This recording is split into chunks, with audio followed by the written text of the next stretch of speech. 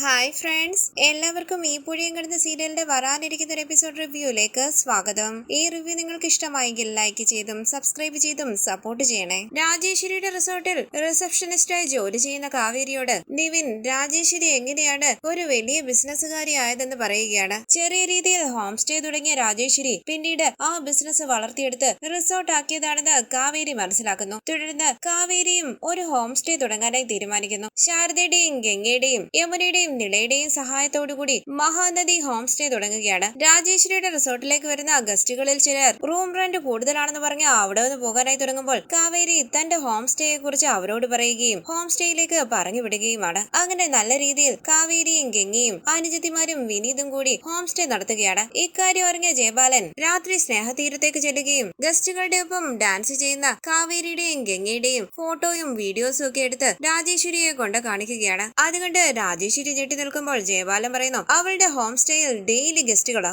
ഈ റിസോർട്ടിലേക്ക് വരുന്ന ഗസ്റ്റുകളെയാണ് അവൾ അവളുടെ ഹോം സ്റ്റേയിലേക്ക് കൊണ്ടുപോകുന്നത്. ഇതിനു വേണ്ടിയാണോ അവൾ ഇവിടെ ജോലിക്ക് വന്നതെന്ന് രാജേശ്വരി ചോദിക്കുമ്പോൾ ജയബാലൻ പറയുകയാണ്, രാജി ഉടനെ പോയി അവളോടൊന്നും ചോദിക്കരുത്. 1000 ന്യായം അവൾക്ക് പറയാനുണ്ടാകും. അവളെ നീ ശ്രദ്ധിച്ചോണം. ഒരു ദിവസം അവൾ പിടിക്കപ്പെടും. ഇത് കേട്ട് രാജേശ്വരി ആലോചിച്ചിരിക്കുകയാണ്. തുടർന്ന് രാജേശ്വരിയുടെ റിസോർട്ടിലേക്ക് ഒരു ഫാമിലി വരികയാണ്. റൂം റെന്റ് കൂടുതലാണെന്ന് പറഞ്ഞ് അവർ അവിടെ നിന്ന് പോകാനായി തുടങ്ങുമ്പോൾ തന്റെ ഹോം സ്റ്റേയെ കുറിച്ച് അവരോട് പറയുകയാണ് കാവേരി. ഈ സമയം അവിടേക്ക് വന്ന രാജേശ്വരി കാവേരിയെ ശ്രദ്ധിക്കുകയാണ്. മഹാനദി ഹോം സ്റ്റേയുടെ ഡീറ്റെയിൽസ് കൊടുക്കുകയാണ് അവർക്ക് കാവേരി. ശേഷം അവരെ ഹോം സ്റ്റേയിലേക്ക് പറഞ്ഞു വിട്ട് ഗംഗയുടെ ഫോണിലേക്ക് ഗസ്റ്റ് വരുന്നുണ്ടെന്ന് വിളിച്ചു പറയുകയാണ് കാവേരി. ഫോൺ കട്ട് ചെയ്ത് ഇങ്ങോട്ടേക്ക് തിരിയുന്ന കാവേരി കാണുകയാണ് അവിടെ നിൽക്കുന്ന രാജേശ്വരിയെ. കാവേരി ഞെട്ടി ഭയത്തോടുകൂടി നിൽക്കുമ്പോൾ ദേഷ്യത്തോടുകൂടി കാവേരിയെ തന്നെ നോക്കി നിൽക്കുകയാണ് രാജേശ്വരി. ഈ സമയം ആസിഫ് അവിടേക്ക് വരികയാണ്. രാജേശ്വരി ചോദിക്കുന്നു, നീ എവിടെ പോയി കിടക്കുകയായിരുന്നടാ? നമ്മുടെ റിസോർട്ടിലേക്ക് വരുന്ന ഗസ്റ്റുകളെല്ലാം ഇവളുടെ ഹോം സ്റ്റേയിലേക്ക് പറഞ്ഞു വിടുക. ഞെട്ടി വിശ്വസിക്കാനാകാതെ ആസിഫ് കാവേരിയെ നോക്കുമ്പോൾ കാവേരി ടെൻഷനോടുകൂടി നിൽക്കുകയാണ്. രാജേശ്വരി പറയുന്നു, ഇവിടെ റൂം ചോദിച്ചു വരുന്നവരെ ഇതിലും ചീപ്പായിട്ട് ഒരു റൂമുണ്ട്, നല്ല ഹോം സ്റ്റേ ആണെന്നൊക്കെ പറഞ്ഞ് ഇവളെ അവരെ അങ്ങോട്ടേക്ക് പറഞ്ഞു വിടുക. കാവേരി പറയുന്നു, ഇല്ല മേഡം, അവര് റൂം വേണ്ട എന്ന് പറഞ്ഞ് പോകാനായി തുടങ്ങുമ്പോഴാണ് ഞാൻ ഹോം സ്റ്റേയെ കുറിച്ച് പറയുന്നത്. കാവേരിയെ തടഞ്ഞുകൊണ്ട് രാജേശ്വരി ചോദിക്കുകയാണ്, മിണ്ടരുത്, ഇതൊക്കെ ഒരു ജീവിതമാണോടി? മറ്റുള്ളവരെ ചതിച്ചിട്ടാണോ നിനക്കൊക്കെ ജീവിക്കേണ്ടത്? ഇവിടെ വന്ന് ജോലി പഠിച്ചെടുക്കുന്നതിനിടയിൽ വീട്ടിൽ മറ്റൊരു ബിസിനസ് തുടങ്ങിയിരിക്കുന്നു. ഇവിടെ നീ ഡെയിലി ജോലിക്ക് വരുന്നത് ഇവിടെ നിന്ന് ഗസ്റ്റിനെ കൊണ്ടുപോകാൻ വേണ്ടിയല്ലേടി? ഇതൊക്കെ നിനക്ക് ദ്രോഹമായിട്ട് തോന്നുന്നില്ലേടി? അപ്പോൾ കാവേരി പറയുകയാണ്, മാഡം ആദ്യം ഇവിടെ എന്താ നടന്നതെന്ന് കേൾക്ക്. ഞാൻ ഇവിടെ താമസിക്കാൻ വന്നവരെ ഒന്നുമല്ല അങ്ങോട്ട് പറഞ്ഞു വിട്ടത്. വിരൽ ചൂണ്ടി രാജേശ്വരി പറയുന്നു, കള്ളം പറയല്ലേടി, ഞാൻ എന്റെ കണ്ണുകൊണ്ട് കണ്ടതല്ലേടി. ഇവിടെ എന്താ നടന്നതെന്നെല്ലാം ഞാൻ കണ്ടു. ഞങ്ങളുടെ ബിസിനസ് നഷ്ടത്തിലാക്കാൻ വേണ്ടി വന്നതാണോടി നീ? ദ്രോഹി, ആദ്യം നീ ഇവിടുന്ന് പോകാൻ നോക്ക്. എനിക്ക് പറയാനുള്ളതെന്ന് കേൾക്കും വേണമെന്ന് കാവേരി പറയുമ്പോൾ ദേഷ്യത്തോടു കൂടി രാജേശ്വരി പറയുകയാണ്, ഇറങ്ങിപ്പോടി, ഇനി ഒരു നിമിഷം പോലും നീ ഇവിടെ നിൽക്കരുത്. സ്റ്റാഫുകൾ എല്ലാവരും കാവേരിയെ നോക്കുകയാണ്. രാജേശ്വരി പറയുന്നു, നീ ചെയ്ത തെറ്റിന് നിന്നെ പോലീസിൽ ഏൽപ്പിക്കുകയാ വേണ്ടത്. ഒരു നിമിഷം പോലും നീ ഇനി ഇവിടെ നിൽക്കരുതെന്നല്ലേ പറഞ്ഞത്? ഇറങ്ങിപ്പോടി. ദേഷ്യത്തോടു കൂടി വിരൽ ചൂണ്ടി കാവേരി പറയുന്നു, ജോലി ഇല്ല എന്ന് പറഞ്ഞ് പറഞ്ഞു വിടാൻ നിങ്ങൾക്ക് അധികാരമുണ്ട്, പക്ഷേ ഈ പോടി വാടിയൊന്നും വേണ്ട. ഇത് കേട്ട് ദേഷ്യത്തോടു കൂടി അടിക്കാനായി കൈ ഉയർത്തുകയാണ് രാജേശ്വരി. തടഞ്ഞുകൊണ്ട് കാവേരി പറയുന്നു, നിർത്ത് മാഡം, ഞാൻ നിങ്ങളെ ചതിച്ചു, ഞാൻ ഒരു ദ്രോഹിയാണെന്ന് നിങ്ങൾ തന്നെ അങ്ങ് തീരുമാനിച്ച പിന്നെ എനിക്കൊന്നും ചെയ്യാൻ പറ്റില്ല. ഇവിടെ താമസിക്കേണ്ടെന്ന് തീരുമാനിച്ച് ഇവിടെ നിന്ന് പോകാനായി തുടങ്ങുന്നവരെയാണ് ഞാൻ എന്റെ ഹോം സ്റ്റേയിലേക്ക് പറഞ്ഞു വിട്ടത്. ഇത് കേട്ട് രാജേശ്വരി പറയുകയാണ്, വീണ്ടാതെ ഇറങ്ങിപ്പോടി, ഇല്ലെങ്കിൽ അടിച്ചിറക്കും ഞാൻ. അപ്പോൾ കാവേരി പറയുകയാണ്, അങ്ങനൊന്നും നിങ്ങൾക്ക് എന്നെ അടിച്ചിറക്കാൻ പറ്റില്ല. ബാഗ് എടുത്തോണ്ട് വന്ന് കാവേരി പറയുകയാണ്, എന്റെ മനസാക്ഷിക്ക് അറിയാം ഞാൻ ഒരു തെറ്റും ചെയ്തിട്ടില്ലെന്ന്. ഇത് കേട്ട് രാജേശ്വരി പറയുകയാണ്, വായടച്ച് ഇറങ്ങിപ്പോടി, ഇങ്ങനെയൊന്നും ആർക്കും ജീവിക്കാൻ പറ്റില്ലടി. നിന്റെ ഹോം സ്റ്റേ ഒരാഴ്ചക്കുള്ളില് പൂട്ടിക്കും ഞാൻ. നീ ഇവിടെ ജോലിക്ക് വന്നില്ലെങ്കിൽ പിന്നെ ഇവിടുന്ന് ഗസ്റ്റിനെ എങ്ങനെ നിന്റെ ഹോം സ്റ്റേയിലേക്ക് പറഞ്ഞു വിടും? മറ്റുള്ളവരെ നശിപ്പിച്ചിട്ട് നിനക്ക് ജീവിക്കാൻ കഴിയില്ലടി. കാവേരി ചോദിക്കുന്നു, ഒരാഴ്ചയിൽ പൂട്ടുമോ? നമുക്ക് കാണാം. ഞങ്ങൾ സത്യസന്ധമായിട്ടാ ആ ഹോം സ്റ്റേ നടത്തുന്നത്. ഞങ്ങളുടെ ഹോം സ്റ്റേ വളരും. ഒരു ദിവസം ഇതിനേക്കാൾ വലിയൊരു റിസോർട്ടായി മാറും. അത് ഞങ്ങൾ സത്യസന്ധമായിട്ടാണ് അത് നടത്തിയതെന്ന് നിങ്ങൾക്ക് അന്ന് മനസ്സിലാകും. അന്ന് നിങ്ങളെ ഞാനൊന്ന് കാണുന്നുണ്ട്. ദേഷ്യത്തോടു കൂടി രാജേശ്വരി പറയുന്നു, ഇറങ്ങിപ്പോടി. ഇത് കേട്ട് ദേഷ്യത്തോടു കൂടി രാജേശ്വരി ഒന്ന് നോക്കിയിട്ട് കാവേരി റിസോർട്ടിൽ നിന്നും ഇറങ്ങി പോവുകയാണ്. പുറത്തേക്ക് ഇറങ്ങിയ കാവേരി സ്കൂട്ടറിൽ കയറി അവിടെ നിന്ന് പോകാനായി തുടങ്ങുമ്പോൾ ബൈക്കിൽ അവിടേക്ക് വരികയാണ് നിവിൻ. കാവേരി, ഇത്ര പെട്ടെന്ന് എങ്ങോട്ടാ പോകുന്നതെന്ന് നിവിൻ ചോദിക്കുമ്പോൾ നിവിനെ തിരിഞ്ഞു നോക്കാതെ കാവേരി അവിടെ നിന്ന് പോവുകയാണ്. അകത്തേക്ക് കയറി വന്ന നിവിൻ കാര്യം അന്വേഷിക്കുമ്പോൾ ആസിഫ് പറയുന്നു, അമ്മ കാവേരിയെ ജോലിയിൽ നിന്നും പറഞ്ഞു വിട്ടു. എന്തിനാ പറഞ്ഞു വിട്ടേന്ന് നിവിൻ ചോദിക്കുമ്പോൾ രാജേശ്വരി പറയുകയാണ്, ഇവിടെ വരുന്ന ഗസ്റ്റുകളെ അവൾ അവളുടെ ഹോം സ്റ്റേയിലേക്ക് പറഞ്ഞു വിടുക. ഇവള് ഹോം സ്റ്റേ തുടങ്ങിയ കാര്യം ജയപാലനങ്ങൾ നിന്നോട് പറഞ്ഞതല്ലേ, നീ പിന്നെന്താ അതെന്നോട് പറയാഞ്ഞത്? എന്താ അമ്മ ഇത്? ജയപാലനങ്ങളുടെ വാക്ക് കേട്ടാണ് അമ്മ ഇങ്ങനെയൊക്കെ ചെയ്യുന്നത്. അങ്ങനെ നിവിൻ അവിടെ നിന്ന് പോകുമ്പോൾ ഇവർക്ക് നേരത്തെ നിവിനെ വിളിച്ച രാജേശ്വരി ചോദിക്കുന്നു, ഇവൻ എവിടെ പോവാടാ ആസിഫെ? അവള് പോയാൽ ഇവൻ എന്താ? അവളെ എവിടെ ജോലിക്ക് നിർത്താൻ പാടില്ലായിരുന്നു. ഇവൻ എന്താ അവളോട് ഇത്ര അടുപ്പം? അപ്പോൾ ആസിഫ് പറയുകയാണ്, നിവിന് ആ കുട്ടിയോടൊരു സ്നേഹമുണ്ടോന്ന് ഒരു സംശയം. സ്നേഹമെന്ന് രാജേശ്വരി സംശയത്തോടു കൂടി ചോദിക്കുമ്പോൾ ആസിഫ് പറയുന്നു, മറ്റാരോടും തോന്നാത്ത ഒരടുപ്പം ഉണ്ട് ആ കുട്ടിയോട്. ഇത് കേട്ട് ദേഷ്യത്തോടു കൂടി രാജേശ്വരി പറയുന്നു, അങ്ങനെ എന്തെങ്കിലും ഉണ്ടെങ്കിൽ കൊന്നുകളയും ഞാൻ അവനെ. അവൻ എന്താ വിചാരിച്ചിരിക്കുന്നത്? തുടർന്ന് കാവേരിയുടെ അരികിലേക്ക് വന്ന നിവിൻ, ഞാൻ അമ്മയോട് സംസാരിക്കാം, കാവേരി തിരിച്ചു വന്ന് പറയുമ്പോൾ കാവേരി പറയുകയാണ്, നിവിൻ പറഞ്ഞാൽ നിവിന്റെ അമ്മ കേൾക്കൂ? നിവിൻ പറയുന്നു, ഞാൻ സംസാരിച്ചു നോക്കാം. കാവേരി പറയുകയാണ്, സംസാരിച്ചു. ജോലിയിൽ നിന്നും പറഞ്ഞു വിട്ടതൊന്നും എനിക്കൊരു പ്രശ്നമല്ല. നിങ്ങളുടെ റിസോർട്ട്, നിങ്ങളുടെ ജോലി. പക്ഷെ എന്നെ പറ്റി അവര് വളരെ മോശമായാണ് പറഞ്ഞത്. ഞാൻ കാരണം അവർക്ക് എന്ത് നഷ്ടം ഉണ്ടായത്? അവിടെ താമസിക്കാൻ വന്നവരെയല്ല ഞാൻ എന്റെ ഹോം സ്റ്റേയിലേക്ക് പറഞ്ഞു വിട്ടത്. അവിടെ റൂം വേണ്ടാന്ന് പറഞ്ഞ് പോകാൻ തുടങ്ങിയവരെയാണ്. എനിക്ക് പറയാനുള്ളത് അവര് ക്ഷമയോട് കേൾക്കാൻ തയ്യാറായില്ല. പക്ഷെ ഒരു കാര്യം ഞാൻ പറയാം, എന്നെ അവിടുന്ന് പറഞ്ഞു വിട്ടതോർത്ത് ഒരു ദിവസം നിങ്ങളുടെ അമ്മ വിഷമിക്കും. ഞാൻ ഇപ്പൊ തന്നെ വിഷമത്തിലാണെന്ന് നിവിൻ പറയുമ്പോൾ കാവേരി പറയുകയാണ്, ഈ ലോകത്തിലുള്ള എല്ലാ പണക്കാരും ഒരിക്കൽ അപമാനം നേരിട്ടവരാ. ഞാനും ഒരു ദിവസം നിവിന്റെ അമ്മയെക്കാട്ടിലും വലിയ പണക്കാരിയാകും. ഈ റിസോർട്ടൊന്നും ഞാൻ തുടങ്ങാൻ പോകുന്ന റിസോർട്ടിന്റെ അടുത്ത് പോലും എത്തില്ല. എഴുതി വെച്ചോളാൻ പറ നിവിന്റെ അമ്മയോട്. എനിക്കും ഒരു ദിവസം വരും, അന്ന് ഞാൻ അവർക്കിട്ട് കൊടുക്കുന്നുണ്ട്. അങ്ങനെ കാവേരി ദേഷ്യത്തോടു കൂടി നിൽക്കുമ്പോൾ പുഞ്ചിരിച്ച നിവിൻ പറയുകയാണ്, അതിന് എന്റെ എല്ലാ സപ്പോർട്ടും കാവേരിക്ക് ഉണ്ടാകും. കൈകൂപ്പി കാവേരി പറയുന്നു, ആവശ്യമില്ല സർ, ജോലി വാങ്ങിച്ചു തന്നില്ലേ, അതിന് ഒരുപാട് നന്ദി. നന്നായി വരട്ടെ എന്ന് പറഞ്ഞ കാവേരി സ്കൂട്ടറിൽ കയറി അവിടെ നിന്ന് പോകുമ്പോൾ നിവിൻ പറയുകയാണ്, ഇവൾ എന്റെ അമ്മയെക്കാട്ടിലും വലിയ പ്രശ്നക്കാരിയാണല്ലോ. അമ്മായിയമ്മയും മരുമകളും ഇങ്ങനെയാണെങ്കിൽ ഞാൻ എന്ത് ചെയ്യും? ആരെങ്കിലും ഒരാൾ വിട്ടുകൊടുക്കണ്ടേ? നിന്റെ ഭാവി കാലം കഷ്ടകാലമാണ് നിവിനെ. ഞാൻ കാവേരിയെ കല്യാണം കഴിച്ചാൽ എന്റെ അമ്മയും കാവേരിയും കൂടി ഡെയിലി അടിയായിരിക്കും. തുടർന്ന് 3-4 ചെറുപ്പക്കാർ മദ്യപിച്ച് ലക്ക് കെട്ട് രാജേശ്വരിയുടെ റിസോർട്ടിലേക്ക് വരികയാണ്. അവര് റൂം വേണമെന്ന് ആസിഫിനോട് പറയുമ്പോൾ ആസിഫ് മനസ്സിൽ പറയുകയാണ്, മദ്യപിച്ചിട്ടാണല്ലോ ഇവരെല്ലാവരും വന്നിരിക്കുന്നത്. റൂം ഒന്നും ഇവിടെയില്ല, എല്ലാം ഫുള്ളാ.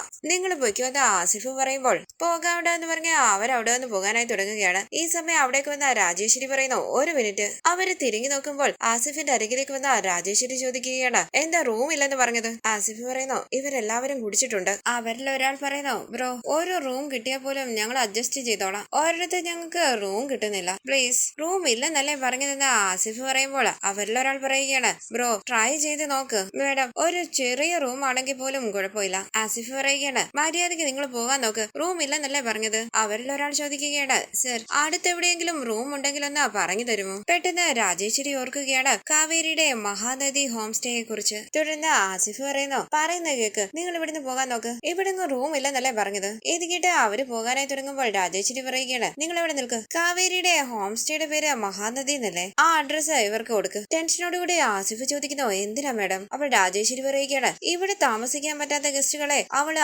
അവിടേക്കല്ലേ കൂട്ടിക്കൊണ്ടു പോകുന്നത്, അഡ്രസ്സും നമ്പറും കൊടുത്തു വിട്. ആസിഫ് പറയുന്നു, മേഡം, ഇവർ ഒരുപാട് കുടിച്ചിട്ടുണ്ട്. അവരിൽ ഒരാൾ പറയുകയാണ്, റൂം ഉണ്ടെന്നല്ലേ അവര് പറഞ്ഞത്? ബ്രോ, റൂം താ, പുറത്ത് നല്ല തണുപ്പാ. ആസിഫ് മടിച്ചു നിൽക്കുമ്പോൾ രാജേശ്വരി പറയുകയാണ്, അഡ്രസ് കൊടുക്ക ആസിഫെ, നമ്മുടെ റിസോർട്ടിൽ വന്ന ഗസ്റ്റിനെ അവള് കൂട്ടിക്കൊണ്ടു പോയതല്ലേ, ഇപ്പൊ നമ്മൾ ഗസ്റ്റുകളെ അങ്ങോട്ട് പറഞ്ഞു വിടുക. നമ്പറും അഡ്രസ്സും കൊടുക്ക്. ഇത് കേട്ട് ആസിഫ് കാവേരിയുടെ ഹോം സ്റ്റേയുടെ അഡ്രസ്സും ഫോൺ നമ്പറും കൊടുക്കുകയാണ്. അവരതുമായി അവിടെ നിന്ന് പോകുമ്പോൾ രാജേശ്വരി പറയുകയാണ്, ഇവരവിടെ താമസിക്കുമ്പോഴേ അവൾ അറിയും ഇതൊക്കെ നടത്തുന്നത് അത്ര എളുപ്പമല്ലാന്ന്, അവൾ അനുഭവിക്കട്ടെ എന്ന് പറഞ്ഞ് രാജേശ്വരി അകത്തേക്ക് പോകുമ്പോൾ ആസിഫ് പറയുകയാണ്, മേഡം, നമ്മൾ വിചാരിച്ചതുപോലെ അല്ലല്ലോ, ഒരു വില്ലത്തി തന്നെ. തുടർന്ന് രാജേശ്വരി പറഞ്ഞു വിട്ട ആളുകൾ മഹാനദി ഹോം സ്റ്റേയിലേക്ക് വരികയാണ്. അവരിൽ ഒരാൾ പറയുകയാണ്, ഞങ്ങൾ എല്ലാവരും നന്നായി കുടിച്ചിട്ടുണ്ട്, നീ മാത്രമല്ലേ കുറച്ച് കുടിച്ചത്, ഞങ്ങളെ കണ്ടാലേ അവര് റൂം തരില്ല. ഇത് കേട്ട് അയാൾ പറയുന്നു, ശരി, നിങ്ങൾ ഇവിടെ നിൽക്ക്, ഞാനൊന്ന് പോയി നോക്കട്ടെ. അങ്ങനെ അയാൾ അകത്തേക്ക് കയറി വരുമ്പോൾ അവിടെ ഇരുന്ന് പഠിക്കുന്ന നിളയെ കാണുകയാണ്. ഓളെന്ന് അയാൾ വിളിക്കുമ്പോൾ ടെൻഷനോടുകൂടി അവിടെ നിന്ന് എഴുന്നേറ്റ് നിള ചോദിക്കുന്നു, ആരാ?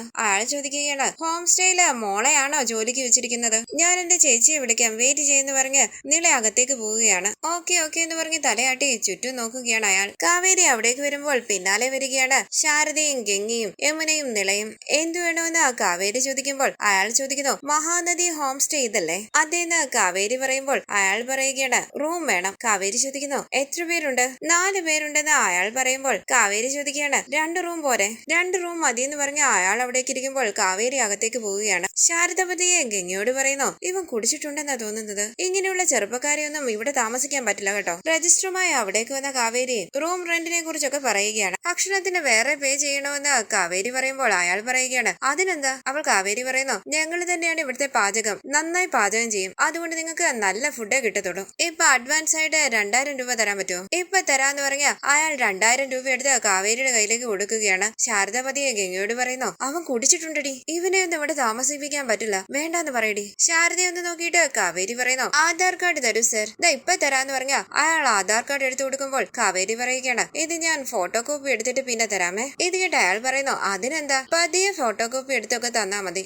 ശാരദ കണ്ണു കാണിക്കുമ്പോൾ യമുന ചോദിക്കുന്നു, നിങ്ങൾ ഫാമിലി ആയിട്ടാണോ വന്നിരിക്കുന്നത്? അയാൾ പറയുകയാണ്, അതെ, എല്ലാവർക്കും ഫാമിലി ഉണ്ടല്ലോ, ഫാമിലി ഇല്ലാതെ എവിടുന്ന് വരാനാ? എനിക്ക് അച്ഛൻ, അമ്മ, പെങ്ങൾ, ചേട്ടൻ, ചേട്ടത്തി, പെങ്ങളുടെ ഭർത്താവ്, അവരുടെ അച്ഛനും അമ്മയും, ചിറ്റപ്പൻ, ചിറ്റമ്മ, അങ്ങനെ വലിയ ഫാമിലിയാണ് ഞങ്ങളുടേത്. ഇത് കേട്ട് ശാരദ ചോദിക്കുകയാണ്, ഇത്രയും പേരെയാണോ ഇയാൾ കൂട്ടിക്കൊണ്ട് വന്നിരിക്കുന്നത്? അപ്പോൾ ഗംഗ പറയുന്നു, അല്ലമ്മേ, അയാളുടെ നാട്ടിലുള്ള ഫാമിലിയെ പറ്റിയാ പറഞ്ഞത്. കാവേരി ചോദിക്കുന്നു, ഇവിടെ താമസിക്കുന്നത് ഫാമിലി ആയിട്ടാണോ? അയാൾ പറയുകയാണ്, അല്ല മാഡം, ഫ്രണ്ട്സ്, ഡീസന്റ് ഫ്രണ്ട്സ്, പക്കാ ഡീസന്റ്. എല്ലാവരും ആൺകുട്ടികളാണോ എന്ന് ശാരദ ചോദിക്കുമ്പോൾ അയാൾ ചോദിക്കുകയാണ്, ഗേൾ ഫ്രണ്ട്സിനെ കൂട്ടിക്കൊണ്ടു വന്നാൽ നിങ്ങൾ റൂം തരുമോ? അതെങ്ങനെ തരാൻ പറ്റുമെന്ന് ശാരദ ചോദിക്കുമ്പോൾ അയാൾ പറയുകയാണ്, അതുകൊണ്ടാണ് ഞാൻ ആൺകുട്ടികളെ കൂട്ടിക്കൊണ്ടു വന്നത്. ഇത് കിട്ടി ടെൻഷനോടുകൂടി എല്ലാവരെയും ഒന്ന് നോക്കിയിട്ട് കാവേരി ചോദിക്കുകയാണ്, മറ്റെല്ലാവരും എന്തിയെ? അവരെ ആരെയും കാണുന്നില്ലല്ലോ. അയാൾ പറയുന്നു, പുറത്ത് നിൽക്കുക, ഞാനിപ്പോ കൂട്ടിക്കൊണ്ടുവരാം. ഇത് കേട്ട് കാവേരി പറയുന്നു, അവരെയും കൂട്ടിക്കൊണ്ട് വാ സർ, ഡീറ്റെയിൽസ് എല്ലാം ഫില്ല് ചെയ്യേണ്ടതാ. ഓക്കെ എന്ന് പറഞ്ഞ് അയാൾ പുറത്തേക്ക് പോകുമ്പോൾ ശാരദ പറയുകയാണ്, എടി വന്നിരിക്കുന്നവരെല്ലാം ആണുങ്ങളാ, അത് ശരിയാകില്ല. അപ്പോൾ കാവേരി പറയുകയാണ്,